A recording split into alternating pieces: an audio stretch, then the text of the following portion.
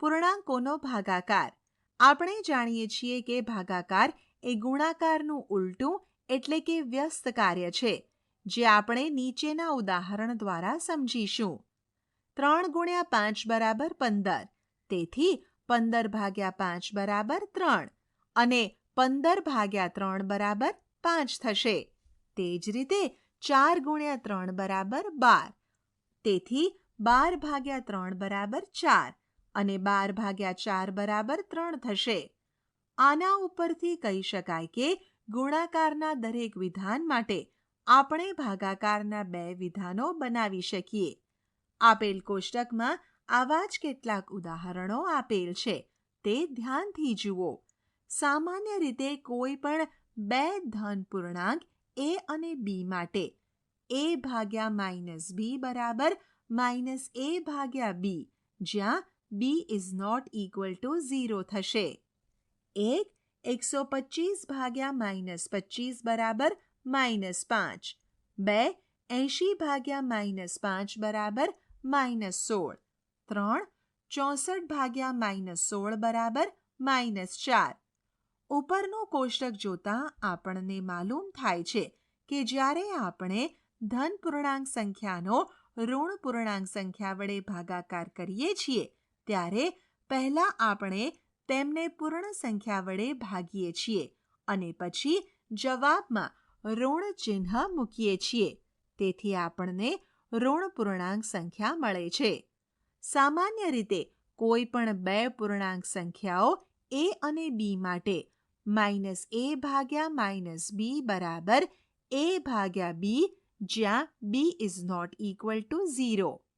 દાખલા તરીકે a minus 12 ભાગ્યા માઇનસ 6 બરાબર 2, b માઇનસ 20 ભાગ્યા માઇનસ 5 બરાબર 4, c માઇનસ 32 ભાગ્યા માઇનસ 8 બરાબર 4, d માઇનસ 45 ભાગ્યા માઇનસ 9 બરાબર 5, e માઇનસ 36 ભાગ્યા માઇનસ 4 બરાબર 9, f માઇનસ 201 ભાગ્યા માઇનસ 3 બરાબર 67, g માઇનસ 325 ભાગ્યા માઇનસ 13 બરાબર 25.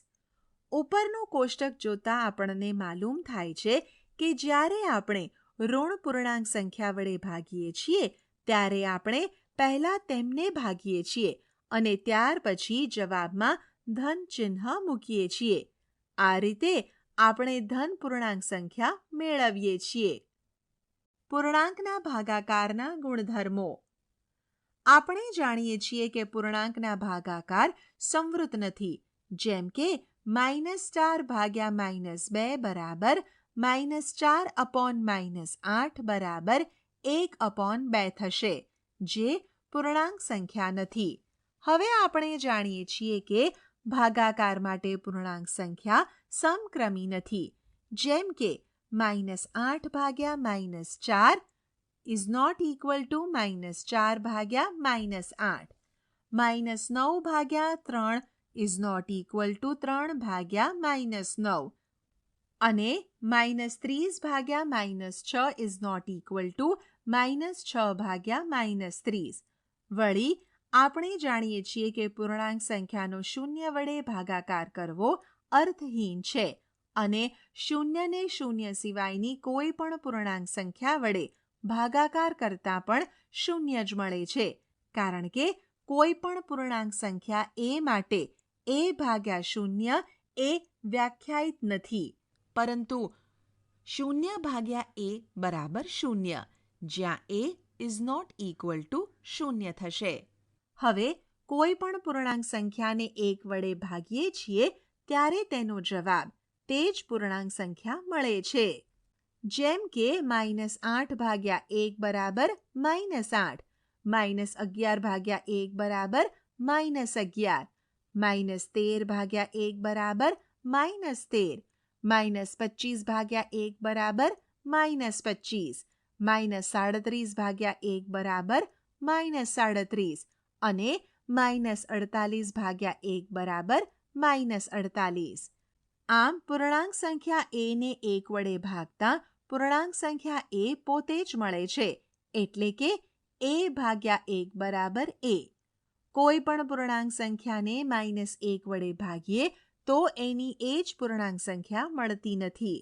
દાખલા તરીકે -8 ભાગ્યા -1 બરાબર 8, 11 ભાગ્યા -1 બરાબર -11, -17 ભાગ્યા -1 બરાબર 17 અને 13 ભાગ્યા -1 બરાબર -13. આમ કોઈ પણ પૂર્ણાંક સંખ્યાનો -1 વડે ભાગાકાર કરતાં પૂર્ણાંકની જે નિશાની હોય તેનાથી વિરુદ્ધ નિશાનીમાં જવાબ મળે છે. જેમ કે -8 ને -1 વડે ભાગતા ધન 8 મળ્યા. તેવી જ રીતે ધન 11 ને -1 વડે ભાગતા ઋણ 11 મળ્યા.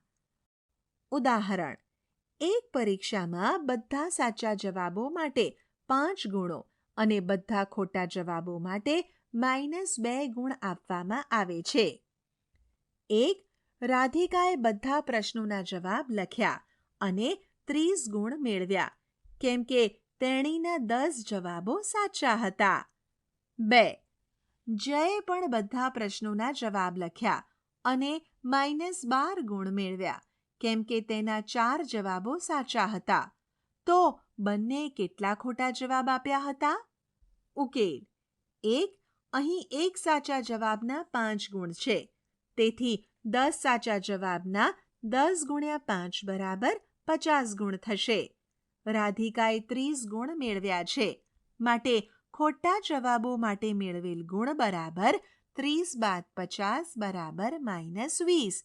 પણ દરેક ખોટા જવાબ માટે -2 ગુણ છે. તેથી ખોટા જવાબોની સંખ્યા બરાબર -20 ભાગ્યા -2 બરાબર 10. રાધિકાએ 10 જવાબો ખોટા આપ્યા છે. 2. હવે 4 સાચા જવાબો માટે 5 ગુણ્યા 4 બરાબર 20 ગુણ થશે. પણ જયના કુલ ગુણ -12 છે. માટે ખોટા જવાબો માટે તેણે મેળવેલ ગુણ બરાબર -12 -20 બરાબર -32. તેથી ખોટા જવાબોની સંખ્યા બરાબર -32 ભાગ્યા -2 બરાબર 16.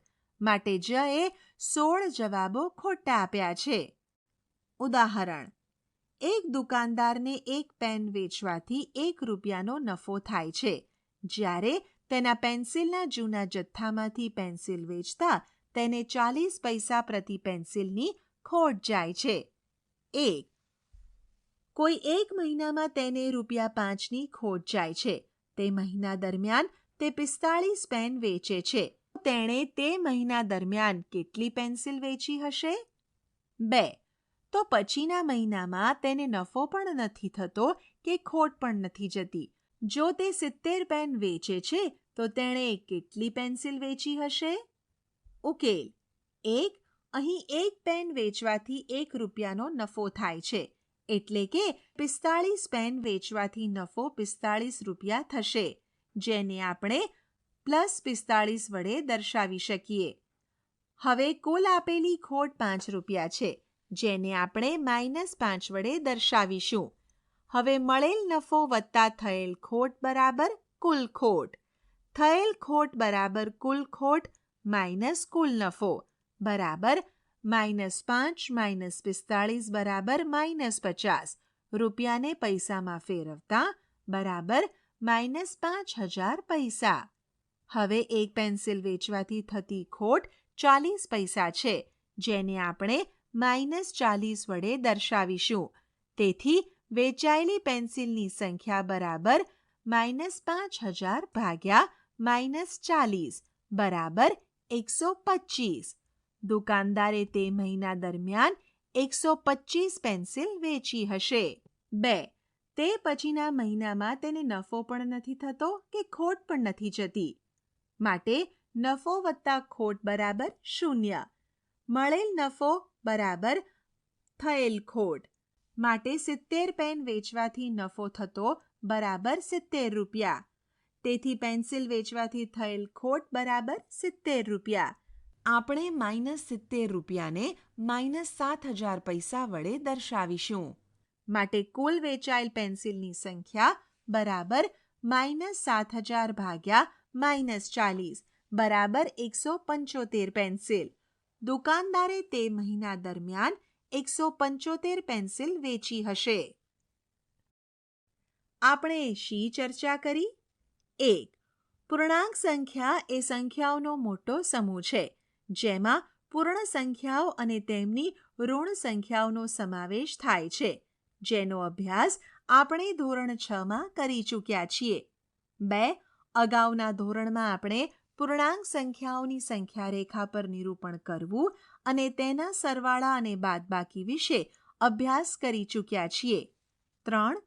આપણે હમણાં સરવાળા અને બાદબાકી દ્વારા પાલન થતા ગુણધર્મોનો અભ્યાસ કર્યો. એ પૂર્ણાંક સંખ્યાઓ સરવાળા અને બાદબાકી બંને વિશે સમૃદ્ધતા ધરાવે છે, અર્થાત પૂર્ણાંક સંખ્યાઓ a અને b માટે a વત્તા b અને a માઇનસ b મેળવતા પૂર્ણાંક સંખ્યા મળે છે. b પૂર્ણાંક સંખ્યાઓનો સરવાળો સમક્રમી છે, એટલે કે બધી જ પૂર્ણાંક સંખ્યાઓ a અને b માટે a વત્તા b બરાબર b વત્તા a. c પૂર્ણાંક સંખ્યાઓ માટે સરવાળો અને જૂથનો નિયમ ધરાવે છે, એટલે કે બધી જ પૂર્ણાંક સંખ્યાઓ a, b અને c માટે a વત્તા b વત્તા c બરાબર a વત્તા b વત્તા c. d પૂર્ણાંક સંખ્યાઓ શૂન્ય એ સરવાળા માટે તટસ્થ સંખ્યા છે, એટલે કે દરેક પૂર્ણાંક a માટે a વત્તા શૂન્ય બરાબર શૂન્ય વત્તા a બરાબર a. 4. અભ્યાસ કર્યા પછી આપણને એ જાણવા મળ્યું કે ધન પૂર્ણાંક સંખ્યા અને ઋણ પૂર્ણાંક સંખ્યાઓનો ગુણાકાર કરવાથી ઋણ પૂર્ણાંક સંખ્યા મળે છે અને બે ઋણ પૂર્ણાંક સંખ્યાઓનો ગુણાકાર કરવાથી ધન પૂર્ણાંક સંખ્યા મળે છે. ઉદાહરણ તરીકે -2 ગુણ્યા 7 બરાબર -14 અને -3 ગુણ્યા -8 બરાબર 24. 5. ઋણ પૂર્ણાંક સંખ્યાનો બેકી સંખ્યામાં ગુણાકાર કરતા જવાબ ધન પૂર્ણાંક મળે છે, જ્યારે ઋણ સંખ્યાઓનો એકી સંખ્યામાં ગુણાકાર કરતા જવાબ ઋણ પૂર્ણાંક સંખ્યા મળે છે. 6. પૂર્ણાંક સંખ્યાઓના ગુણાકાર વિશેના કેટલાક ગુણધર્મો. એ પૂર્ણાંક સંખ્યાઓ ગુણાકાર વિશે સમૃદ્ધતા ધરાવે છે, અર્થાત કોઈ પણ બે પૂર્ણાંક સંખ્યા a અને b માટે a ગુણ્યા b પૂર્ણાંક સંખ્યા છે. b પૂર્ણાંક સંખ્યાઓનો ગુણાકાર સમક્રમી છે, અર્થાત કોઈ પણ પૂર્ણાંક સંખ્યાઓ માટે a ગુણ્યા b બરાબર b ગુણ્યા a. c પૂર્ણાંક સંખ્યાઓ માટે ગુણાકાર જૂથનો નિયમ ધરાવે છે, એટલે કે કોઈ પણ ત્રણ પૂર્ણાંક સંખ્યાઓ a, b અને c માટે a ગુણ્યા b ગુણ્યા c બરાબર a ગુણ્યા b ગુણ્યા c. d પૂર્ણાંક સંખ્યા 1 એ ગુણાકાર માટે તટસ્થ સંખ્યા છે, એટલે કે કોઈ પણ પૂર્ણાંક સંખ્યા a માટે a ગુણ્યા 1 બરાબર 1 ગુણ્યા a બરાબર a. 7. સરવાળાને ગુણાકાર હેઠળ પૂર્ણાંક સંખ્યાઓ વિભાજનનો ગુણધર્મ ધરાવે છે, અર્થાત કોઈ પણ ત્રણ પૂર્ણાંક સંખ્યાઓ a, b અને c માટે a ગુણ્યા b વત્તા c બરાબર a ગુણ્યા b વત્તા a ગુણ્યા c. 8. સરવાળા અને ગુણાકારમાં ક્રમનો ગુણધર્મ, જૂથનો ગુણધર્મ અને વિભાજનનો ગુણધર્મ આપણી ગણતરી સરળ બનાવવામાં મદદ કરે છે. આપણે એ પણ શીખી ગયા છીએ કે પૂર્ણાંક સંખ્યાનો કઈ રીતે ભાગાકાર થાય. આપણે જોયું કે એ જ્યારે ધન પૂર્ણાંક સંખ્યાનો અન્ય ઋણ પૂર્ણાંક સંખ્યા વડે ભાગાકાર કરવામાં આવે અને ઋણ પૂર્ણાંકનો ધન પૂર્ણાંક વડે ભાગાકાર કરવામાં આવે ત્યારે ઋણ સંખ્યા પ્રાપ્ત થાય છે. b ઋણ પૂર્ણાંક સંખ્યાનો અન્ય ઋણ પૂર્ણાંક સંખ્યા વડે ભાગાકાર કરવામાં આવે છે ત્યારે ધન પૂર્ણાંક સંખ્યા પ્રાપ્ત થાય છે. 10. કોઈ પણ પૂર્ણાંક સંખ્યા a માટે a ભાગ્યા 0 એ વ્યાખ્યાયિત નથી. b a ભાગ્યા 1 બરાબર a થશે.